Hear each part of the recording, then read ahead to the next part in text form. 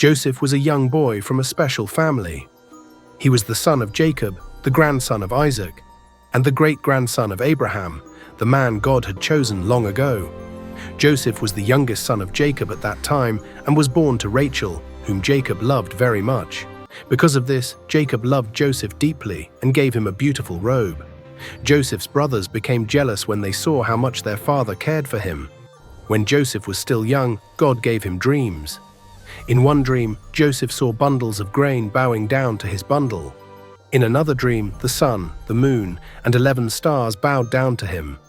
When Joseph shared these dreams, his brothers became angry, but his father kept the dreams in his heart. One day, Joseph went to check on his brothers, who were watching the sheep. When they saw him coming, they did something very wrong. They took away his robe, put him into a pit, and sold him to traders traveling to Egypt. Joseph was taken far away from his home and family. In Egypt, Joseph was sold to Potiphar, an officer of Pharaoh. God was with Joseph, and everything he did went well. Potiphar trusted Joseph and put him in charge of his entire house. But Potiphar's wife told lies about Joseph when he refused to do what was wrong. Because of her false words, Joseph was sent to prison, even though he had done nothing wrong. God did not leave Joseph.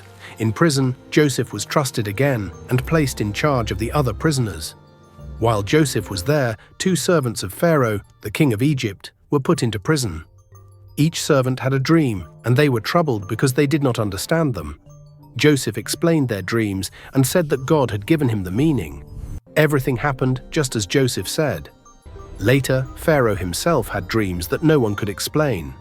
Joseph was brought out of prison to stand before Pharaoh. Joseph explained that God was warning Egypt about 7 good years of food and 7 hard years of famine. Pharaoh saw that God was with Joseph. He made Joseph a great leader over all Egypt, second only to himself. Joseph stored food during the good years. When the famine came, people from many lands came to Egypt for food, including Joseph's brothers. Joseph recognized them, but they did not recognize him. After seeing that their hearts had changed, Joseph told them who he was. He forgave them and said God had sent him ahead to save many lives. Joseph brought his father and family to live safely in Egypt. He lived a long life and saw his children and grandchildren grow. Before Joseph died, he reminded his family that God would one day bring them back to the land promised to Abraham, Isaac, and Jacob. Joseph died trusting God's promises.